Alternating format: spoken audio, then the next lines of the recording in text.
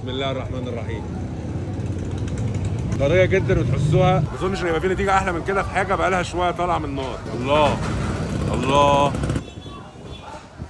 مبدئيا هي طريه جدا من فوق، مقرمشه جدا من تحت، ميكس رهيب، غير طبعا الطعم الخطير يعني. او الناس اللي بتحب الكحك طول السنه اهو، عشان ايه؟ في ناس بتحبها الشو، الكحك طول السنه موجود هنا. الفرن فعلا فعلا فعلا عامل اختلاف كبير جدا. السلام عليكم ورحمه الله وبركاته. محمد الشامي يحدثكم ويحييكم من القاهره الكبرى للمره الكتير. انا هعتبرها من هنا ورايح عاصمه الاكل القديم والحرش والحلو اللي احنا بنحبه في مصر، الجماليه. سمعت ان في فرن في الجماليه، فرن فرنجي، بس لغايه دلوقتي بيتعامل بالفرن القديم، لان انتوا عارفين ان الافران اللي بتعمل عيش فينو ومخبوزات والكلام دي كلها دلوقتي اتقلبت للافران الجديده اللي بتشتغل بالبخار بتاع الميه. فاحنا دلوقتي رايحين لفرن يعتبر انه من اقدم الفران اللي موجوده في مصر، الفرن ده تحديدا في الجماليه. تعالوا بقى نوصل هناك ونشوف كل التفاصيل. هيا بينا. احنا كده بقى وصلنا يا جماعه الجماليه، ركننا دخلنا من باب النصر. طبعا بقى الاجواء طبعا اللي انتوا عارفينها،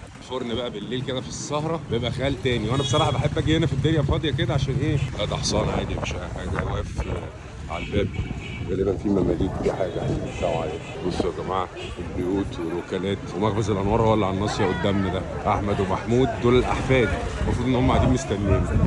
شايفين المشربيات بقى القديمه، الحاجات العظمه ما شاء الله، بسم الله ما شاء الله. الانوار. هيا بنا الى مخبز الانوار. السلام عليكم ورحمه الله وبركاته. وعليكم السلام. ازيك يا باشا؟ عامل ايه يا كبير؟ نور الدنيا. حبيبي يا باشا، حبيبي يا باشا. نور الدنيا. عاملين ايه؟ كله بخير. ايه اخبارك؟ كله تمام؟ احمد عبد الباسط. يا اهلا وسهلا يا احمد، يا اهلا وسهلا. الاحفاد الحاج سيد راشد، واولاد الحاج عبد الباسط سيد راشد. كلكم في المهنه؟ كلنا في المهنه من الجد. من الجد. باشمهندس خد بس، انت بتهرب ليه؟ انا شفتك وانت عملت كده قال يعني معدي من ورا. حبيبي حبيبي، ازيك يا باشمهندس؟ نور حضرتك. عاملين ايه؟ كله تمام؟ الله يخليك. الله يخليك يا باشا. احنا من سنه كام هنا بقى؟ احنا هنا بقالنا اكتر من 72 سنه، يعني بتتكلم حوالي 1950. ما شاء الله. الله الحمد لله. المكان من احنا الملاك من الاصل من الاول. بس انت بقى قلت لي انك انت لسه لغايه دلوقتي شغال بالفرن الطاقه القديم اللي هو الفرن الحجر الطاقه الحجريه اللي بتطوب الحجري، مش كهرباء. مش كهرباء ولا اي حاجه. بتعمل لقمه الفينو بتاعت زمان بتاعت زمان. بص اللي مش هتلاقي زيها في مصر ان شاء الله. ايوه هي ابو سمسم الحلو كله بطلع يا اخويا، وبقى شغال بالكونفكشن وبقت حاجه الحمد لله. احنا عندنا احسن لقمه فينو في مصر فضل ربنا علينا. ما شاء الله. الله اكبر. وهتشوف كل ده دلوقتي ان شاء الله. وبتشتغلوا بتوردوا مثلا مطاعم؟ احنا الحمد لله معانا توكيلات مطاعم كبيره جدا الحمد لله في مصر. ما شاء الله. الحمد لله. اكبر مطاعم في مصر، يعني لو ينفع نقول زيزو، زد الكيلاني، ولاد صادق، ولاد عزوله، المق، بابا عبده. مطاعم كبيره قوي بسم الله ما شاء الله، بنورد لها وبنشغلها في العيش. ما شاء الله. انا عايز اسالك سؤال بقى. اتفضل. الناس توصل عندك هنا ازاي بالظبط؟ العنوان ايه بالظبط؟ هو العنوان هنا لو كتب على جوجل مخبز الانوار الجماليه هيبقى سهل جدا. تمام. وعنواننا 2 شارع الاديب جمال الغيطاني الجماليه، من باب النصر. من باب النصر او من باب الفتوح. شارع المعز، الاثنين سهلين جدا في الوصول. يعني بالزبط. اركن بره واخش على طول ابقى عندك. ولو انت جيت احنا الشباب هنا كلها في المنطقه تساعدك وتوقفك وتاخد احسن يوم وتقضي احسن وقت. حبيبي يا كبير، انت 24 ساعه؟ احنا 24 ساعه. 24 ساعه شغالين. يلا بينا يا صاحبي. يلا بينا يلا بينا. احكي لي على الفرن بقى. دي الطاقه ما شاء الله. دي بسم الله ما شاء الله. انا عايز اقول لكم يا جماعه في كميه حراره طالعه علينا. هي طبعا بسم الله ما شاء الله حاجه، اوسع الكاميرا كده، هي حاجه طبعا بسم الله ما شاء الله كبيره جدا وعظيمه جدا. ده بيت النار تحت. النار اللي هي بشبوري ما شاء الله. شايفين يا جماعه الحجر والنار. النار هنا بس هي بتسخن الطوب فوق والطوب بيسوي، صح الكلام ده؟ الطاقه دي مكونه من دورين الحمد لله، زي ما انت شايف. ده الدور الاولاني، ده الدور الثاني. العب في الفتيل. هو عصير بيتسخن كده. ده احنا ممكن نجيب بني ادمين نحطهم جوه. ممكن اي حاجه. انا عايز اقول لك ان في ناس بتيجي في رمضان موائد رحمن بتسوي طواجن فراخ، لحمه، كفته، بتسوي موائد رحمن بتيجي تسوي هنا، بتدي طعم. عايز اقول لك طبعا الجماليه كلها بتعرف ان احنا بنسوي موائد من الريحه اللي بتطلع من الشغل. يعني انت ممكن بقى طبعا ده يعني بعد اذنك يعني طبعا، يعني لو جبت خروف في يوم ولا حاجه كده يا نهار ابيض. ياخد وقت قد ايه بقى الخروف هنا؟ لا الخروف يعني هياخد وقت طبعا، بس هتاخد سوا ما حصلش طبعا. ما فيش نار. الطاقه فيها ميزه. الحجر بيفضل محتفظ بالحراره. انت كنت قلت لي الحجر ده عشان يبرد بيقعد انت عشان الطاقه دي تبرد تقدر تحط ايديك جوه كده اسبوع عشان تبرد. اسبوع؟ اسبوع عشان تبرد، محتفظه بالحراره بتاعتها، محتفظه بالحراره. فلما بتسوي اي حاجه، عيش، بسكوت، كوكيز، منينات، عجوه، ملبن، قرص، اي حاجه، بتفضل محافظه على المونه بتاعتها، سواء بقى الزبده الصفراء او السمنه او ما الزيت، بتسيحش أو ما بتسيحش. هنا انت هتدخل حاجه لما تشوف مخرجه ما بتطلعش بخار. تمام. تفتح الكونفكشن، تفتح الجاز، تلاقي بخار وصهد. البخار دوت هي الخامات اللي موجوده جوه، سواء السمنه، الزبده او طب انا عايز اسالك سؤال. اتفضل. انا شايف دلوقتي في دورين. هل في اختلاف التسويه من الدور اللي تحت من الدور اللي فوق؟ طبعا الدور اللي تحت غير اللي فوق. فوق ممكن نسوي حاجات، تحت نسوي حاجات. يعني مش كله في كله. مش كله. العيش احسن حاجه تسوي تحت. تمام. فوق الحاجات اللي عايزه نار هاديه شويه، زي القرص الناعمه مثلا. تمام. الكحك بتاع العيد، البسكويتات. انما الحاجات اللي عايزه نار حاميه اللي بيبقى فيها سكر عالي، تقدر ترميها تحت وتسوي معاك تحت. طبعا شايف الصهد عامل ازاي. انا مش قادر اقف مش اصلا. قادر. يلا نطلع من هنا. يلا من هنا. بص هو الشكل ده مفيش بقى الصاجه المخرمه وبتاع خالص. ده، معمول يدوي. دي بقى اللقمه اللي هي تاكل فيها احلى سندوتش كبده اسكندراني، تاكل فيها طعميه بالطماطم، تاكل فيها جبنه رومي، شويه بيض بسطرمه. ونرجع بقى للايام المحترمه بتاعت ايام زمان، عشان الواحد تعب من العيش الهش اللي بيملى بطننا على الفاضي وما بتحسش بالتمزج في الموضوع. اللقمه دي لو انت سبتها مثلا ساعتين 3 4 ورجعت كلتها تاني عادي، اللقمه كويسه جدا. انا عارف. طيب هات العيش اللي انت بتحكي عليه بتاع الفرن الكونفنشال ده، تمام، وسيب اللقمه ساعتين، ساعه واحده بس، ترجع كلها. لا اللقمه بقت تمسك اللقمه كده اتقشرت في ايدك، ما بقتش حلوه. انما العيش ده يقعد معاك يوم كامل زي ما هو ما يفرولش خالص. ما شاء الله، الله اكبر. لا احنا الحمد لله ان احنا لقينا العيش. ان شاء الله لما يبقى عندي طلعه كبده وسجق كبيره انا جاهز. هاجي بقى عشان اخد عيش. وبقلب جامد. حبيبي يا كبير. واهل الجماليه ورجاله الجماليه تمام يا باشا قد الدنيا. كده العجينه بتجهز عشان كده العجينه بتجهز علشان تترحل على اسامه بعد اذنك. ده ايه ده؟ انت كده بتعمل ايه بقى؟ ده بقسماط؟ لا العيش الفينو بقى اللي هو الاسكندراني الطويل، بيسموه الاسكندراني. هو بيبقى رفيع كده؟ ما هو لسه هندخل بقى الخماره دي بروفه التخمير. يعني دي كده العجينه قبل ما تخمر لسه هنخمر. لما تخمر تكبر تدخل تظبط بقى تبقى شكل اللقمه. بالظبط. يعني ده مش بقسماط. لا ده مش بقسماط، ده عيش. هيخش الخماره يطلع عيش بقى. يملى زي ما حضرتك شفته هنا. زي ما شفناه بره. زي ما شفناه بره. بص هنا رفيع. تمام. هنا لما كبر، لما بص اوكي. فرق العرض. فرق العرض. الله اكبر. وبعد كده بندخل الفرن، هيخرج مستوي زي ما هنشوف. زي ده. زي ده شبه دوت كده بالظبط. يعني بدايه ده اللقمه اللي جوه الرفيعه ده سخن، خلي بالك اوعى. انا عايز اقول للناس الريحه عامله ازاي، بس انت اللي هتقول. انا مش انا عايز اقول لك انا واقف هنا دلوقتي مسطول اقسم بالله. تعالى بقى نبص على بقيه المنتجات بتاعتنا. اتفضل يا باشا. انا سمعت بقى على كلامكم هنا ان انتوا بتساهموا سهام شديد على الحاجات اللي بتوزع رحمه. دي حقيقه. يوم الجمعه عشان احنا هنا منطقه كلها جوامع، وجنبنا طبعا مسجد الامام الحسين رضي الله عنه وارضاه، وجنبينا مساجد كتيره. فالناس بتحب يوم الجمعه بالذات تعمل حاجه حلوه، يجيبوا حاجات مثلا قرص او اي حاجه ويوزعوها يطلعوها اللي هي بالبلد بيقولوا عليها الرحمه. اللي هي الرحمه. احنا بنعمل حاجه حلوه قوي معاهم يوم الجمعه. اي قطعه من دول بتبقى ثمنها جنيه ونص. طبعا جنيه ونص مفيش حاجه النهارده في الدنيا بجنيه ونص. لا الجنيه ونص ده اقل من ثمنها. اللقمه دي محشيه عجوه. تمام. بتشتغل بنوع عجوه محترم قوي، ودي بتبقى جبنه. يعني واحده عجوه واحده عجوه واحده جبنه. طبعا في ناس بتاخد بالكميات زي ما هي عايزه. هي القطعه بجنيه ونص. طب انا دلوقتي لو حد عايز لازم يحجز قبليها. احنا بنحجز قبلها بيوم. يعني طب في رقم تليفون؟ في ارقام تليفون. طب ممكن تقولها؟ 02 259 39 286. ده رقم الارضي بتاعنا، بنرد عليكم في اي وقت، تنورونا. بتحجز الكميه اللي انت عايزها، بتيجي بتدفع ثمنها، بتستلمها وانت واقف، تاخد الحاجه متكيسه زي ما انت عايز 10. بس ده يوم الجمعه فقط. السعر ده اللي هو جنيه وربع يوم الجمعه فقط، بس هي بجنيه ونص طول ايام الاسبوع. هي طول ايام الاسبوع بجنيه ونص؟ بجنيه ونص، بس ساعه الجمعه بنخليها جنيه وربع. جنيه وربع ده كانكم انتوا بتساهموا مع الناس عشان مشاركه في الثواب، وتوزع كميات كتيره. يعني بسم الله ما شاء الله بتبقى حلوه. عايز اقول لك بيبقى عندنا كميات مهوله يوم الجمعه. ما شاء الله. بسم الله ما شاء الله بنلاحق عليها بالعافيه. بسم الله ما شاء الله. الله اكبر الله اكبر. ان شاء الله بعد الفيديو ده هتدعي لي. اكيد. وما تنسانيش معاك في الثواب. يا رب والله انا جاهز والله العظيم. حبيبي عندنا بقى حاجات ثانيه ممكن نبص عليها. السميد ده انت لو انت عايز تسوقه العادي بقى تصور سميد وبيض وجبنه. سميد وبيض وجبنه. بص السميطه الله اكبر. مش هتلاقي الحلاوه دي في مصر. وطريه كمان شكلها. ما شاء الله. سمسم ابيض. احنا بنشتغل باجود نوع سمسم. الله اكبر. اسمه سمسم حلواني. تمام. يعني غير السمسم العادي، ده سمسم مخصوص للحلوانيه. بنشتغل بيه، بنحطه على السميد، بنحطه على العيش.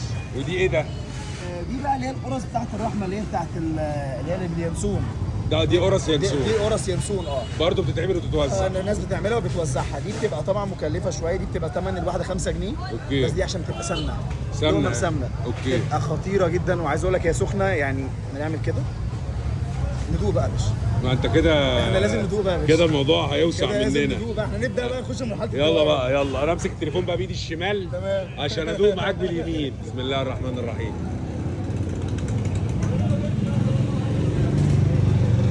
طريه جدا وتحسوها يعني هي بارده، هي مش سخنه. ما اظنش ان هيبقى في نتيجه احلى من كده في حاجه بقى لها شويه طالعه من النار. احنا هندوق بقى دلوقتي.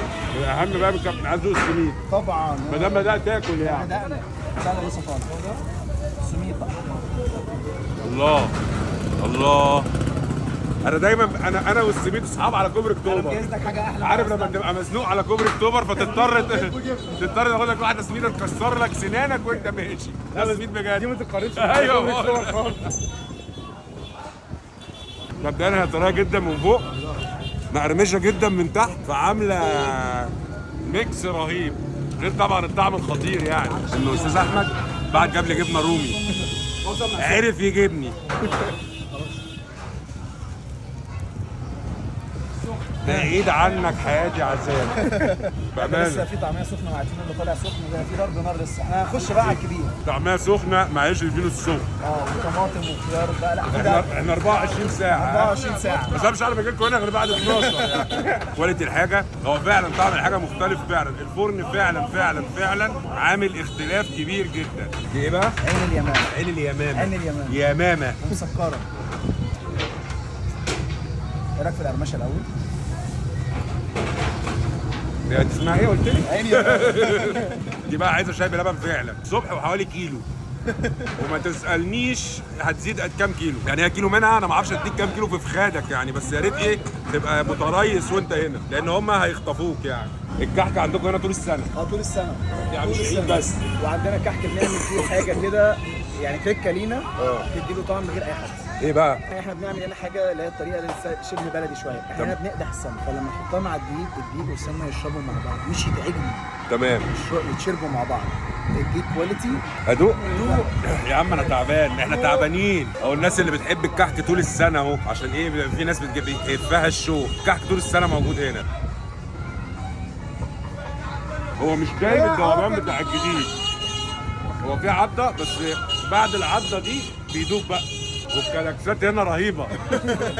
انا عايز اقول لكم ان الدنيا كلها زحمه حوالينا يعني. انا قلنا هنيجي متاخر بس العمليه انتوا بتسمعوني يعني. مفيش، احنا مش غربة عن بعض. في نفس الوقت الناس اللي اصحاب المرض السكر او الضغط احنا بنعمل شرايح سن. بنعملها حاجات السن الدايت. بعمل منه بقطع مختلفه، بيبقى فيه منه كمون، بيبقى فيه منه حبه بركه، بيبقى فيه منه شوفان برضه عشان اللي بيجي يدور هيلاقي كل حاجه. هوريك سر بقى من ايام جدتي وجدتك. السر القديم. دي الدوره دي مش هتلاقيها في اي حته. عامله زي الكيكه. لا هي زي الكيكه بس الطعم حاجه ثانيه. انا مش قادر. لا ما تيجي نشوف. مش حاجه بسيطه والله ما حاجه قادر. بسيطه حاجه بسيطه. دي بقى بسيسه من على ايام زمان، على قديمه مش كيكه. شايفك يا بتاع ثانويه عامه. انت كده الستات كلها بتعمل كيكه بتبوظ منهم. دول هيجوا يجيبوا من هنا حاجه ثانيه. يقول لك احنا اللي عاملينها في البيت. حاجة تانية. خطيره. ودي موجوده طول الاسبوع، موجوده كل وقت.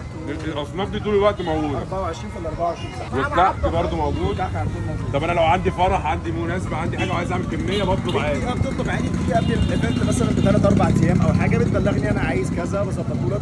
كتير العرايس بقى الزبده الصفراء والسمنه البلدي. كتير مشلتت بتاع العرايس الكبير ده. شايف الحجم قد ايه؟ ايوه انا شايف ايدك عماله تروح. بتروح. بسم الله ما شاء الله الفرن كبير. يعني ايه؟ احنا عندنا الفطيره بنقيسها بالمتر. ربنا يوسع عليكم يا كبير ويسعدكم والله العظيم. حاجه مشرفه. وحاجه مشرفه برضو ان انتوا لغايه دلوقتي احنا موجودين عشان نفضل مكملين هذه المسيره. لان للاسف انت عارف ان في صناعات كتير ومهن كتير انقرضت بسبب ان الناس بطلت تكمل فيها. ربنا يديكم الصحه الحمد لله ويقويكم يا رب. وبلغوا سلامنا للحاجه. كان نفسي اتصور معاه بصراحه. ربنا يكرمكم يا رب. انت منور الدنيا وانت بجد يعني رمز للشباب ان انت بتقدم رساله ربنا محتوى يخليك يا محترم باشا. في زمن صعب شويه. حبيبي يا باشا. بجد انت نورتني وخطوه عزيزه، ربنا يكرمك. وانا مبسوط ان انا مع الاستاذ الكبير محمد شامي. لا ولا استاذ ولا كبير. لا بجد، لا انا على بجد، الله لا. حكايتي بجد، والله لا والله بجد. معلش بقى يا شامي. لا كده والله العظيم. لازم بقى يوسف انت حته البسيسه ديت انت مبسوط يا راحت فين يا ابني الحته ما لحقتش ما لحقتش توصل الكوكيز بقى اللي انا بحب. انا انت عارفين ان انا بحب الكوكيز جدا وبقعد ادور على كوكيز حلو. خلاص مش هتدور من بسم النهارده. الله. بس الكوكيز خطيره والمقرمشه دي بقى اللي عايزه لبن فعلا. زقي شويه لبن ساقعين بس مش دافيين عشان دي ايه المشكله اللي الناس بتقع فيها يعني. اللبن لازم يكون ساقع مش دافي وهتدعي لي. طب انت عندك قاعده ان انت بعد ما بتحلي لازم تحدى. ابعد عني يا عم انت لازم تحدى. لا والله لا مش قادر والله والنبي خلاص لازم تحدى. انت حليت. هاخد بقى من محمود بقى عشان انت اديتني كتير ومحمود بقى ما انت يزعلش. حليت لازم تحدى. دي بقى محشيه جبنه بيضاء. جبنه بيضه بس الريسبي بتاعنا احنا بنحط بقى طبخه كده معينه. انت لما تدوقها الجبنه تعرف. نفسها مخلوطه يعني. هي جبنه بيضه اسطنبولي بس احنا بنحبشها بقى التحبيشه بتاعتنا. انا سعيد جدا يا جماعه صدقوني والله بجد. واي حد يجي هنا حرفيا هو مش هيمشي زعلان. طبعا. وانتم مروحين تجيبوا طعميه سخنه وتطلعوا البيت تكونوا مجهزين ايه تمن البسطرمه مع 4-5 بيضات. تعملوا طبق بيض بالبسطرمه مع شويه الطعميه السخنه بالطماطم في العيش الفينو الجميل وبالهنا والشفا. لا ده جاب طعميه سخنه بجد. لا انا مش مش هينفع ننهي. بص اللقمه بتتحلها معاك ازاي. حط بقى الطعميه. الله عليك الله عليك. يبقوا هاتوا الطعميه وانتوا جايين عشان تاخدوا اللقمه سخنه وتقفوا تعملوا. معلش اي حد يجي بالطرف يبقوا سيبوه يعمل سندوتش وهو واقف. اقول من طرف شامي وفوق دماغنا. السلام عليكم. انا هقف معاك اكتر من كده هتعب. بص برضو دي حاجه بقى للناس اللي عندك يا شامي. اي مورد او اي محل هيحتاج ان احنا نورد له العيش بتاعنا يجي بس يقول ان هو شاف الفيديو بتاع شامي او من طرف شامي وان شاء الله هيتعمل معاه واجب كبير جدا جدا جدا في الاسعار بتاعت حبيبي يا اليوم. كبير حبيبي ربنا حبيبي يا يوسع عليك شامي. يا رب. حبيبي يا شامي. احلى مسا عليك حبيبي يا رجالة. نورتنا وشرفتنا. حبيبي يا باشا.